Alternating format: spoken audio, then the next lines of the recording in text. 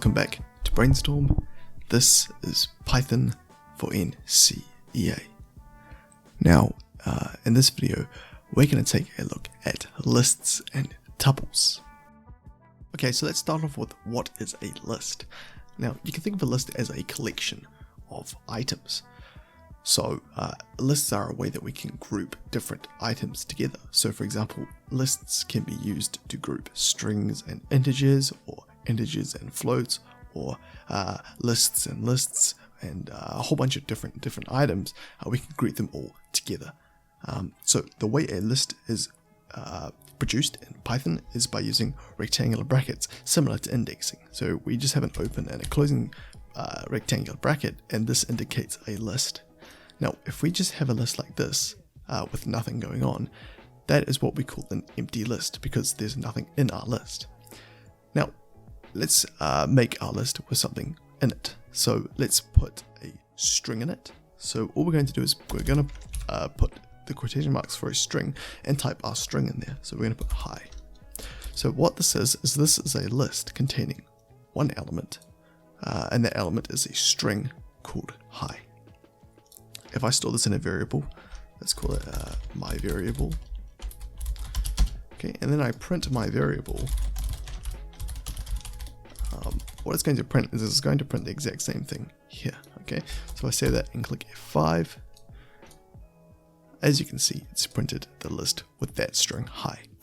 Now, if I want to include multiple items in my list, I put a comma after the first element or first item, and then I put the next element I want to add. So let's say I wanted to add the number 5. Save that and click F5, and now you can see that my list contains hi and as well the number 5. I can also add stuff like floats, and I can even add another list inside of my list. So to do that, if you remember how we make our lists, we need an opening and a closing rectangular bracket. So the first element is the string hi. The second element is the integer 5. The third element is the float 5.5, and the fourth element is the empty list here. Now, all our elements are separated by commas. So if I save that and run it, you can see that this list has those 4 elements in it. Now, let's move on to list indexing. So what happens if we want to access a particular item or element within our list? So let's say, for example, I wanted to access the float here. Now, the way we do that is pretty much identical to string indexing. So our first element starts at index 0, and the last element is going to be at index length of the list minus 1. So let's say I wanted to access this element here. So we'll do my variable, because that's the name of our list. And we'll do the opening and closing brackets. Don't get this confused with a list. This is what we do to access an index of a variable. So what index do we want to access? Well, we want to access this index here. So 0, 1, 2. So index 2. And if I put this here, what we're going to see is it's not going to print the list, but it's just going to print this particular element. So if I save that and click F5, we've got the list here, and then we've got the float 5.5. So what would happen now if I wanted to access this empty list here? Well, that's at index 3, or I can use the index -1. So let's do the -1. So my variable -1, let's run it. And as you can see, it prints out that empty list there and no other elements. Now, let's say that we didn't know the length of the list. So how would we go about grabbing the final index? Well, one way that we can do it is we can say, because we know that our indexes go to the length of the list minus 1, what I can do is I can print my variable at the index length of my variable. So remember that the length function gets the length of a variable. So this is the length of the list, which is 4, and we minus 1 from it. So that will give me index 3. So if I save this and click F5, you'll see that it's still accessing that element there. Now let's move on to list slicing, which is identical to string slicing. So let's say I wanted to access these two elements here. Now, the way that I would do that is I would do my variable, and I want to specify the index that I want to access. I'll start with, and the index I want to end with, non-inclusive. So if I wanted to get these two, I would start at index 1. I'd put a semicolon, and then I'll put the index that I want to end at +1. So I want to end at index 1, and that's +1. So 1 + 1 is 2. So this here will give me. Now I've actually made a mistake because our index is started at 0. So this should actually be starting at 0. So this is index 0 and this is index 1. So we're going to get 0, 1, not including 2. So it's going to slice these two elements. So if I print this, what you'll see is it will still make a list because these are still in a list, but it's going to cut that list. So it's going to make a new list, sort of make a new list. So make these two items and it's in a separate list, kind of. Okay. Now what happens if I want to slice just these two elements here? So let's do that. We're going to print my variable, but they slice from index 1 to index 2, but we want to include that, so we're going to add 1 to it. So 2 + 1 is 3. So from indexes 1 to 3, save that and click F5, and now you can see we're accessing those two middle elements there. Okay, now before we move on to list methods, I just want to show you that our operations for lists are pretty much the same as strings. So we can add lists together and we can also multiply lists. So for example, if I have two lists, let's create a list called list1, and let's set it equal to a list with the numbers 1, 2, 3, and 4. And let's make another list called list2, which has the string versions of these. So 1, 2, 3, 4. And if I want to combine these two lists or concatenate them together, all I do is I add them. So let's create a list called list3, and let's add list1 with list2. So this is not going to add the elements together, but it's just going to add this list here onto the end of that list, or onto the end of list1. So if I print list3 now, and I save it, we get the concatenation of all those lists. Now, what do you think would happen if we multiply list1 by an integer? So let's try that out. Let's print list1 multiplied by 5. If we save it and run it, you can see that it just repeats 1, 2, 3, 4 exactly 5 times. So 1, 2, 3, 4, 5. Okay, so it's similar to how we would do string concatenation and multiplying a string by an integer. Okay, let's move on to list methods. So lists are quite powerful in the sense that we can use lists in special ways. So we can do special things with lists.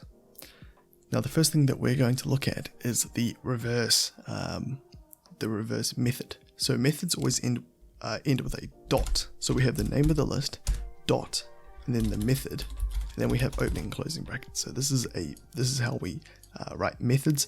And essentially what a method is it's a kind of like a function, or let's go with a function. So it's kind of like a function which will do something to our lists. So the first method we'll look at is called reverse. What it does is it takes a list and it reverses the elements. So if it was 1, 2, 3, 4, it will reverse the list. So it will be 4, 3, 2, 1. So let's look at it in action. I'm just going to quickly comment all this out so we get some spare space in our outer shell.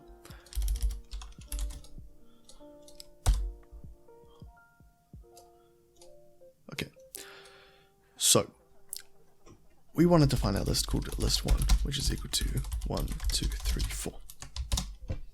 Now, if I want to use the reverse method, what we do is we write list1 dot reverse and opening and closing brackets. If I save that and run it, well, nothing happens because I haven't printed anything to the shell. So if I print list1 and I run it, you'll see that the list has been reversed. So instead of being 1, 2, 3, 4, it's now 4, 3, 2, 1. Now, if I reverse the list again, it will reverse it back to 1, 2, 3, 4. So if I go list1.reverse again and print that list, it would go from 4321 to 1234. So that's the reverse method. Now, another method that will be quite useful for us is the sort method. So the sort method, as it suggests, takes a list of numbers or even alphabetical characters and sorts them. For numbers, it will sort them in ascending order, so from lowest to highest. For alphabet, it will go from A to Z. Let's look at an example using the alphabet. So let's create a list called list2 with the strings Z, Q, B, A, and D. If we apply the sort method to it, so that's dot sort with opening and closing brackets, and I print list2 and run it, what you can see is that it sorts all the characters in here from alphabetical order. So we get A, B, D, Q, Z.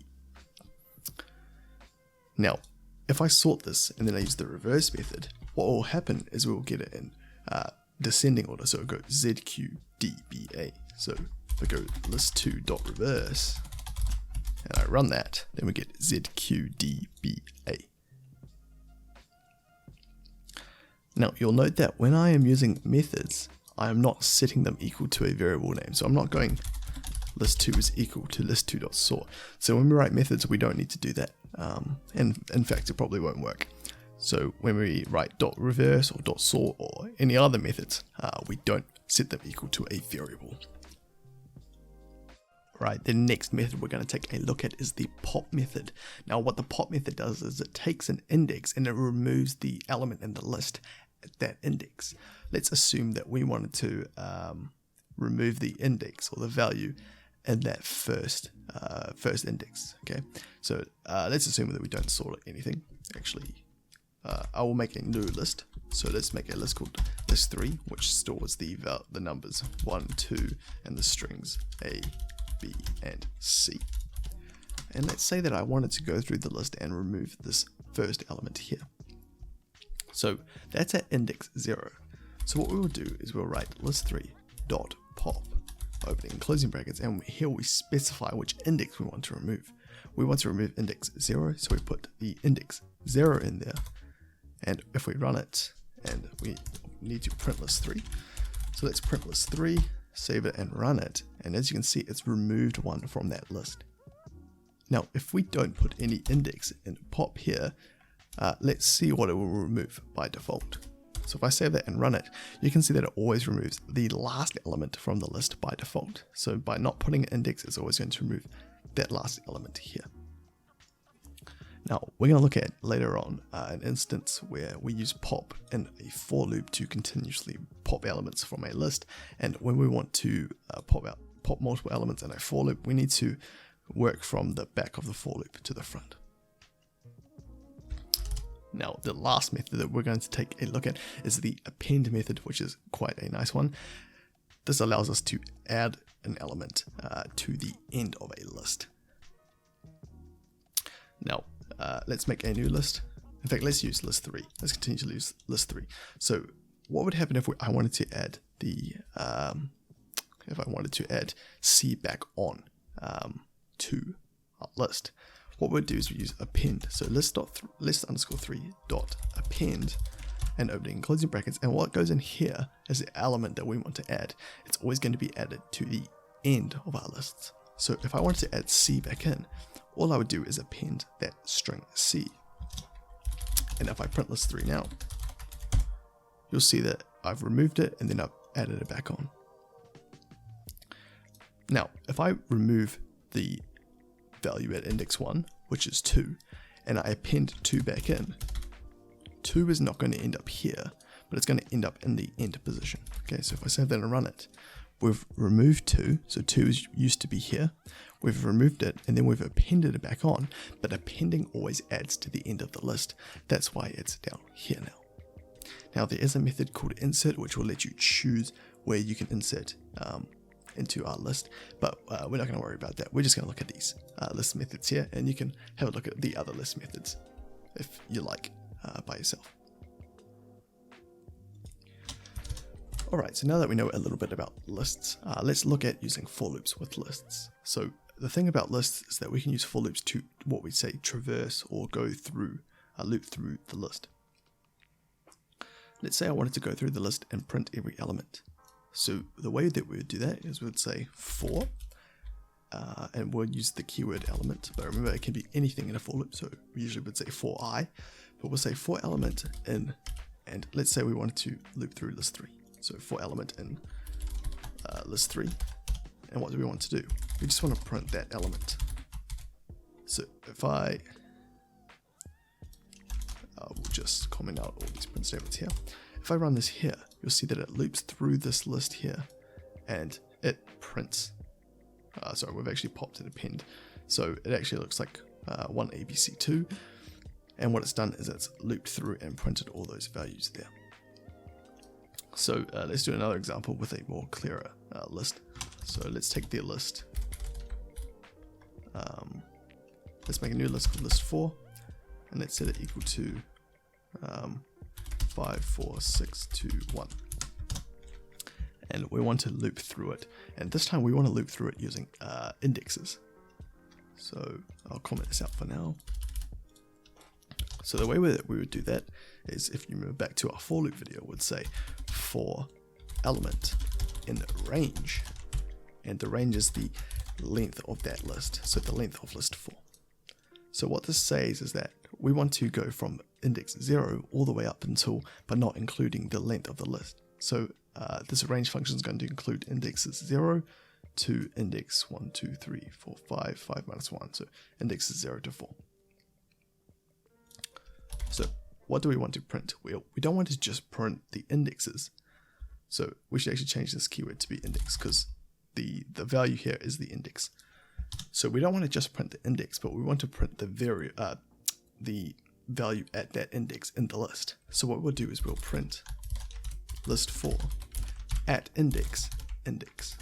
So if I save that and run it, you'll see that it goes 5, 4, 6, 2, 1 in the correct order. And if you wanted to just print those indexes, we could just print index there. So I'll comment this out here. So as you can see, it just prints 0, 1, 2, 3, 4. Now we can also traverse the list backwards if we wanted to. The way that we would do that is we would say for index in range length of the list -1. We want to go until -1, and we want to step by -1. Okay, so if we print the indexes first, you'll see that it goes from 4, 3, 2, 1, and then to 0.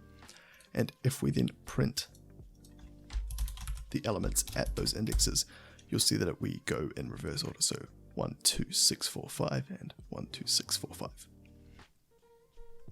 So this technique here is particularly useful if we want to pop an element from the list, or pop multiple elements from the list. So let's go through and remove all the elements from list 4. So the way that we would do that is we would say, if I comment this out here, we would do list underscore 4 dot pop, and we're going to have it empty here. The reason for that is that it's always going to remove from the back, and since we're already moving in the back direction, we don't have to specify the pop value, but we could put -1 if we wanted to, or we could even put pop index if we wanted to. So if we perform this and we print list 4 at the end, we should get an empty list. And as you can see, we get an empty list. Now, let's have a look at what would happen if I tried to do the same thing here, but instead I didn't move from the back and I went from the front and tried to pop. So we want to do this and just pop. Well, you'll see that we're getting an error because the pop index is out of range. The reason for that is that if we were moving from the front, it's going to mess up all the indexes, and so it's best just to always pop from the reverse order.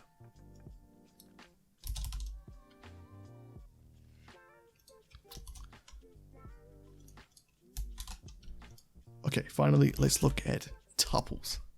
Now, a tuple is pretty much identical, or similar to lists, except for we cannot edit tuples. Okay, so tuples use rounded brackets, so opening and closing rounded brackets, and they store a collection of items, so they can store things like lists. So we could store 1, 2, 3, 4, and the string high.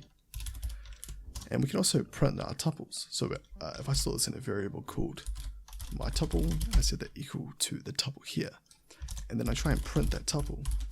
It's still going to work, but it's going to print it with those circular brackets indicating that it's a tuple. Now, the thing is, I can't edit tuples, right? We say that tuples are immutable, which means that they can't be changed. So if I try and append or pop or do any kind of change to my tuple, it's not going to work. So for example, my tuple and dot append, and I try and add the string t, we should get an error, because tuples do not have any attributes append, because tuples are not able to be changed. So if we want to edit a tuple, we need to first convert it back to a list. So we would say my tuple is equal to the list of my tuple, and then you can edit the tuple as a list. So it's no longer a tuple, it's a list, even though I've called it my tuple. So as you can see, it's now a list version of the tuple, and then we can convert it back to a tuple by going my tuple is equal to tuple of my tuple. And I've got my closing bracket. And if I print my tuple again, you can see it's converted back to a tuple. Now, there's one thing that I forgot to do in the list methods here. Well, not list methods necessarily, but it's about editing a specific element at an index. So if I go back up to, well, actually I'll make a new thing here. So let's go editing specific elements. So assume that I have a list called my new list, and I have it equal to a list which stores the numbers 1, 2, 4, 6, 8, 10, and 99. Let's say I wanted to edit this element here and make it a string which says hello. Now, the way I do that is I'll access the index, or access the element at that index, and I'll set it equal to whatever I want to change it to. So it's sort of like doing a variable. So the 6 is at index 0, 1, 2, 3, so it's at index 3. So what I'll do is I'll say my new list at index 3, and I want to set it equal to a string called hello. So what this will do is it will change the 6 to the string hello. So if I print my new list here, and I print my new list afterwards, you'll see that originally it was 6, and now it's been changed to the string hello. So this is how we change elements within our lists. Alright, let's move on to our application questions. Now there's 5 application questions, so I will go through each solution a little bit quickly compared to before, and hopefully you'll be able to follow through just fine. So question 1, write a program which sorts a list of characters. First, take a string input, or take string input from the user. Convert the string to a list and sort the list in alphabetical order. Print the second half of the list. If the length of the list is odd, round down when calculating the starting point, and you may assume the list contains only characters from A to Z and the space character. Okay, so first thing we want to do is take string input. So my string is equal to input, and we want to take string input, so we'll ask the user to enter a string. So please enter a string. Now the next thing that we want to do is convert the string to a list. So the way that we would do that is we would use the list function. So similar to how we would use the integer function. If we had the string 5 and we wanted to convert it to an integer, we'd use like int 5. We're going to do the same thing with the list. And what the thing with using the list function is, for a string, it's going to split each letter into its own element. So my list, let's create a variable called my list, is equal to the list of my string. And so let's print my list just to see what happens. So if I enter the string hello, you'll see that it splits hello such that every letter is its own element.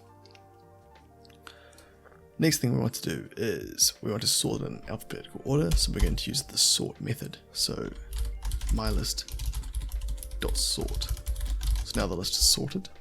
Print the second half of the list, and if the length of the list is odd, round down. So what this is essentially saying is take the floor of the middle number and print the rest of the string. So we're going to take a slice of the string. So let's say my list is equal to my list with the slice.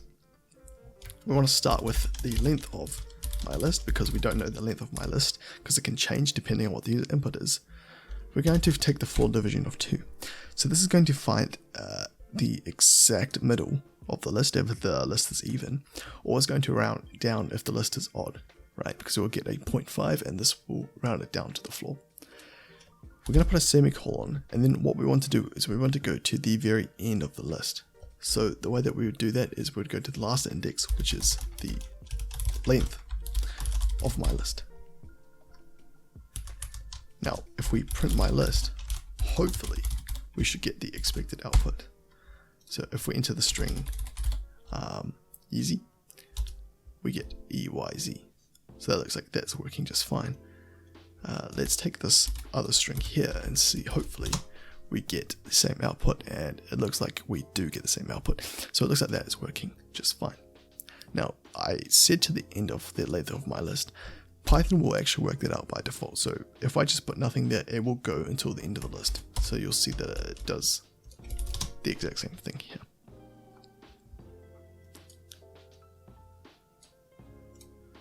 Alright, question 2.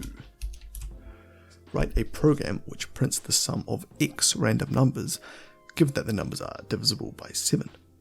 First, import the random module. Prompt the user to enter an integer x. Use random.ranrange 1 to 1001 to generate x random numbers.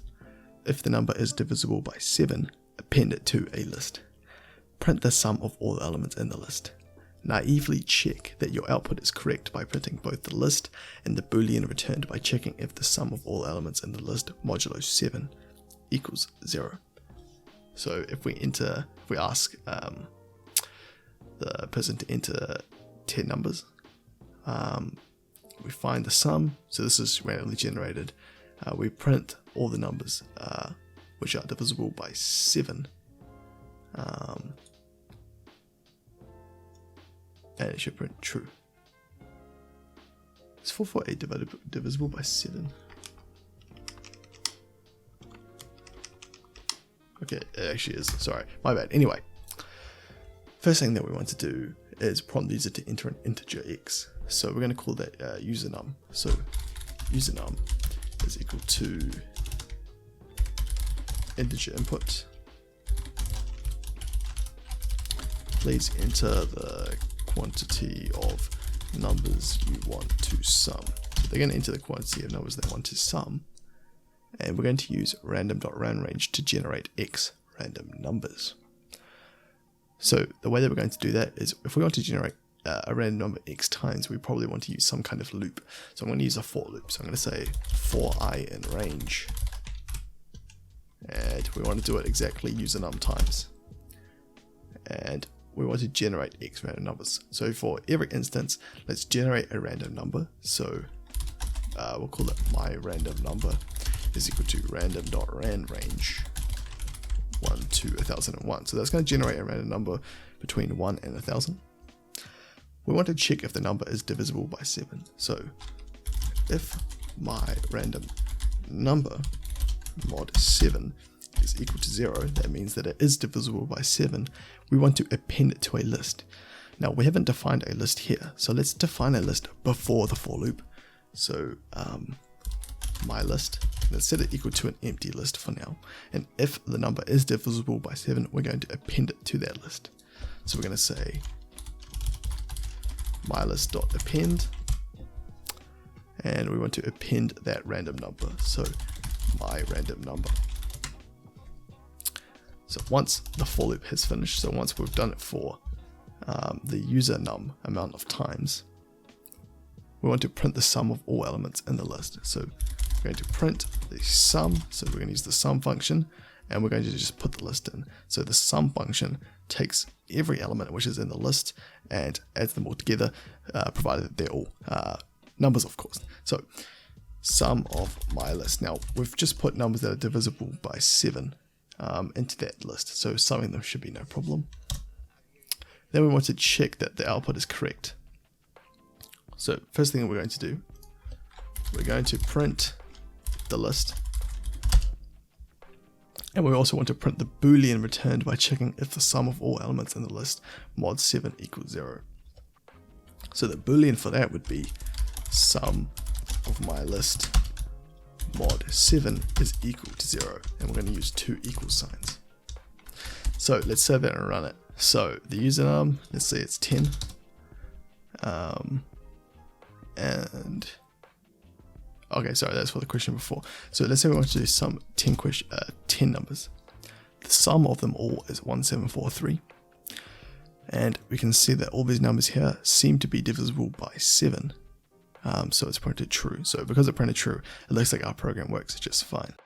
Okay, let's look at question 3, which is probably a level 2 or higher based kind of question. So consider the following example of this list here. What we've got is we've got a list, and every element is a tuple containing some numbers, or a tuple containing numbers. Your task is to find the sum of all numbers within the list, and we want to print the sum. Consider that each tuple may have more than 2 elements, but also may have less than 2 elements. So for example, we could have empty tuples, or we could have tuples with 7 numbers. We have more tuples with 7 numbers, and then another empty tuple. Okay, and you may assume the list is always provided. So for example, if we're given this list here, we should get a sum of 19. This list here gives a sum of 56, and I've just put this list here for practice. So the way that we're going to do this question is we're probably going to use nested for loops. There's a way we can do it without nesting for loops, but actually we'll go through both of them probably. So what do we want to do? We want to essentially loop through the string, loop through the list and check. Well, we don't even want to check. Loop through each tuple. Now each tuple may or may not contain a number. So we're going to say for every number inside the tuple, let's add it to some variable. Now if there's nothing in that tuple, we're just not going to add anything. So let's first create a variable called my sum, and let's set it equal to 0. So initially the sum is 0. We're going to create a for loop. We're going to say for element in my list, or because we're actually going through tuples, why don't we call it for tuple in my list? And because that's a keyword, say for tup in my list. So for each tuple in the list, what do we want to do? Well, we want to loop through every number inside the tuple. So what we'll say is for num in tuple, or for num in tup. And what will happen is we'll add each number to the sum. So my sum plus equal num. Now, if I just print the sum after that loops through, that should actually give me the final answer. So if I run this, you can see it gives me 56. If I was to take this list here,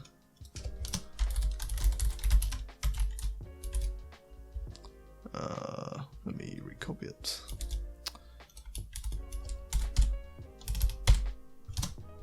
We get 19, so it looks like this code works just fine.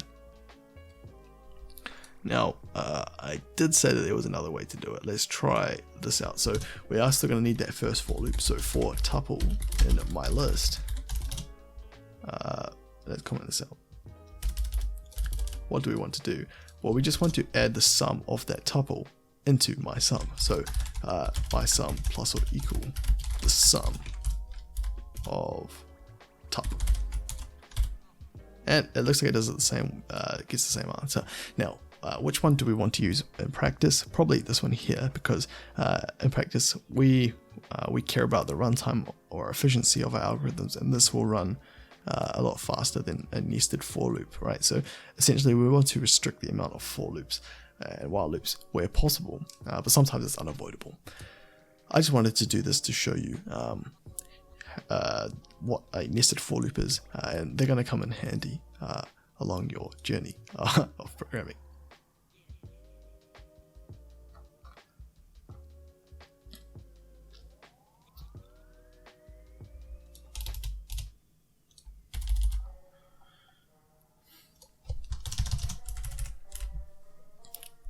Alright, question 4. Consider the following example of a list. So we've got a list here, and each list contains a tuple. Now the tuple contains the name of a student and a list, and that list contains the subjects that they take. This should actually be a string.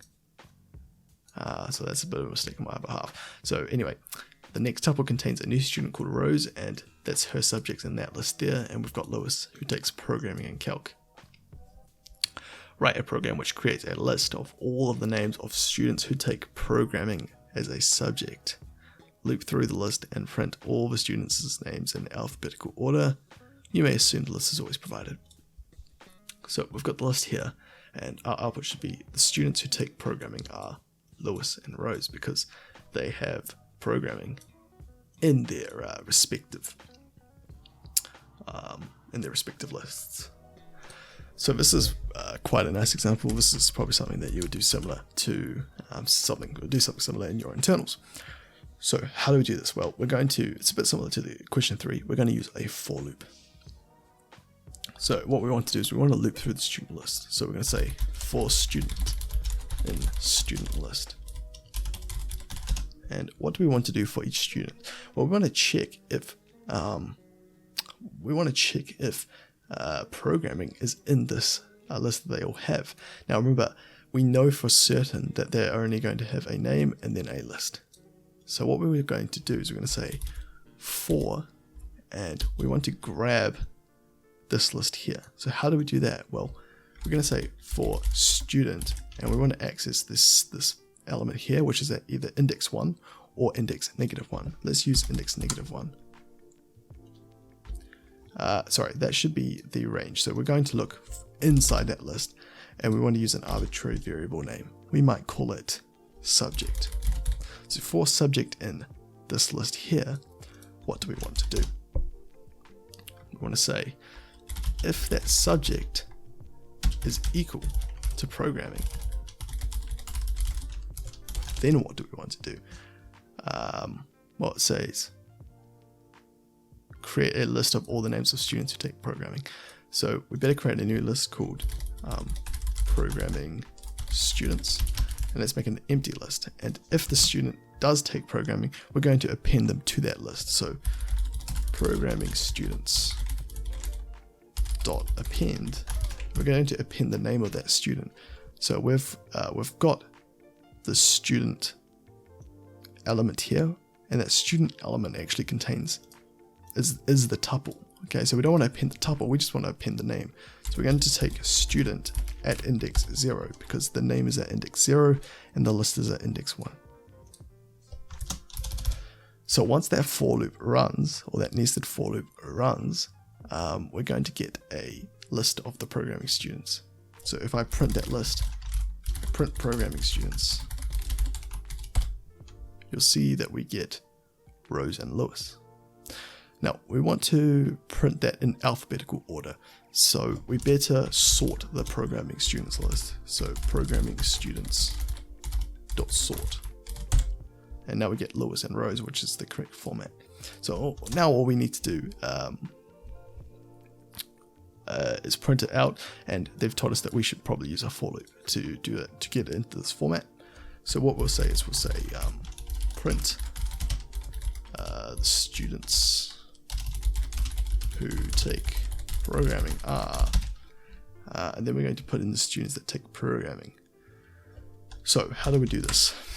Well, what we probably want to do is we'll have an end is equal to nothing, so the next thing is going to print on the same line, and then we'll just run through the for loop and print out the students.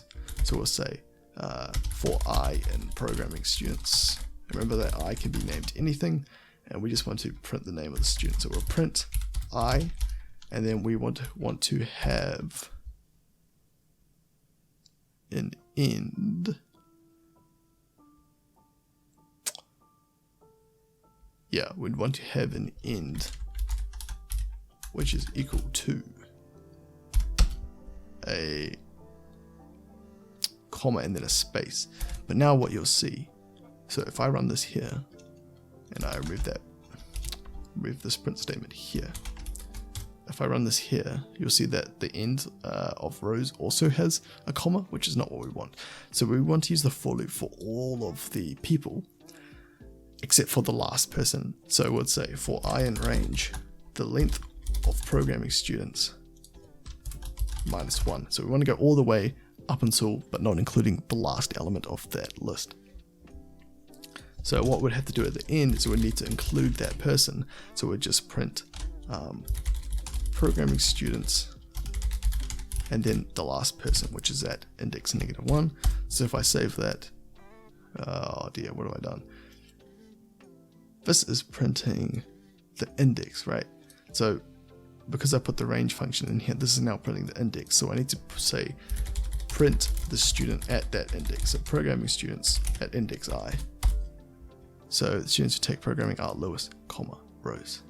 Now that might seem arbitrary, but if I change it so James also takes programming, now you'll see that it makes more sense doing it this way. So that's that question there, and that's actually I think a quite nice real world application of lists and for loops.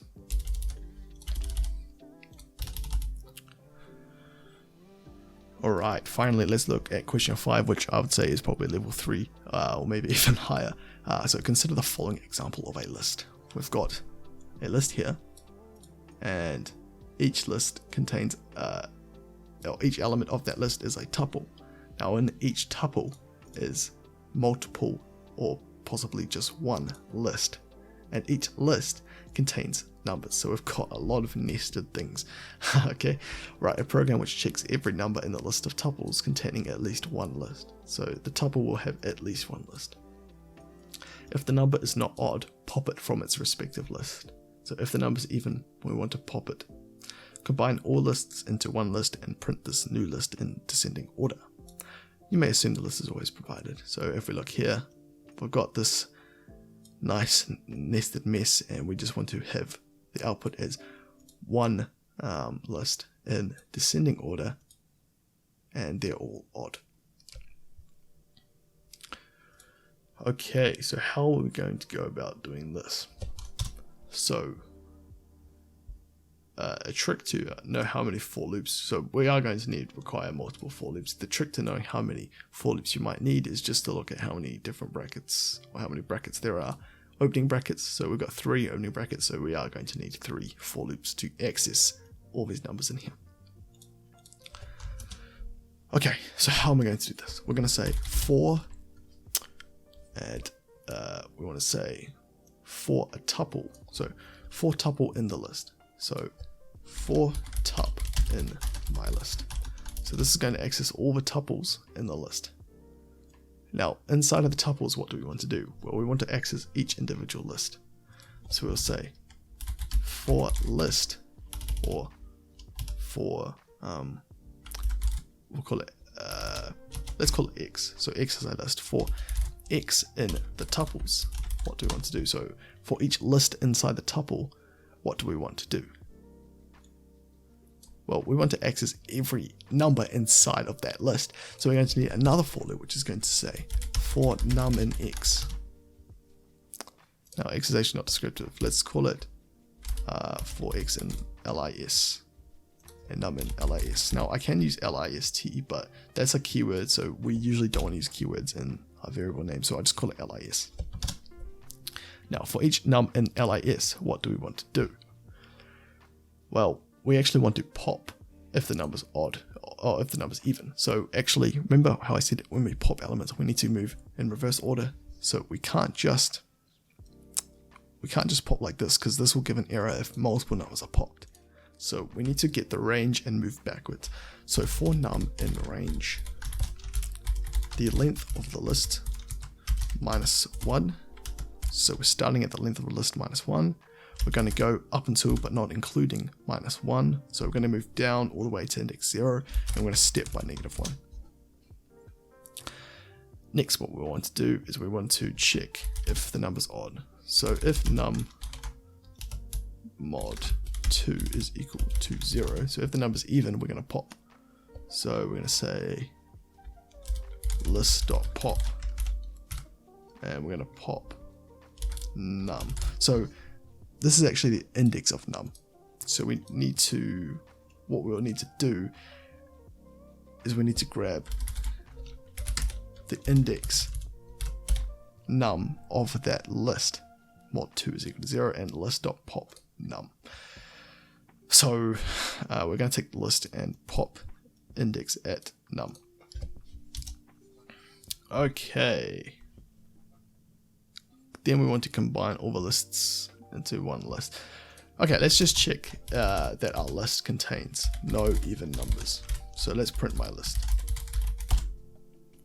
And as you can see, it looks like we've removed the 6, which is an even number. Let's also put this list in just to check. So my second list is equal to this here. Okay. If I run this and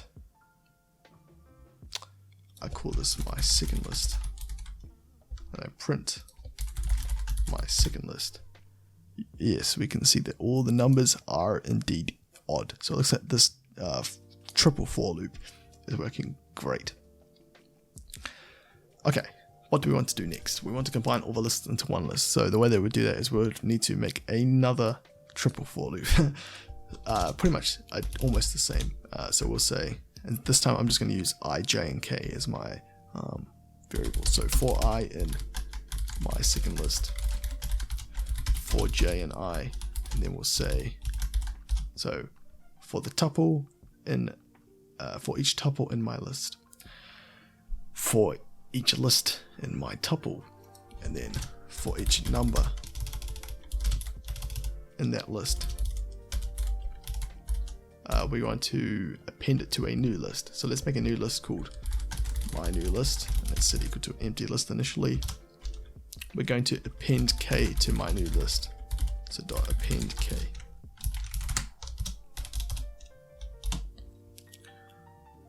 And we want to print the new list in descending order. So the way that we do that is, now that we've got my new list and that's containing all the numbers in one list, what we're going to do is we're going to sort it, and then we're going to reverse the list. So sort and then dot reverse, and then we're going to print my new list at the end of it. So we're going to print my new list. If I save this and run it, now you can see that we get 975311. If I change my list to be called my second list, we get just the list of the element 1. So I don't see any world that you would need to know how to do this, but this really strengthens your understanding of for loops, particularly when you go on to study at a higher level. Awesome guys, thanks for checking out this long video on lists and tuples. Leave a like and I'll see you guys in the next video. Cheers.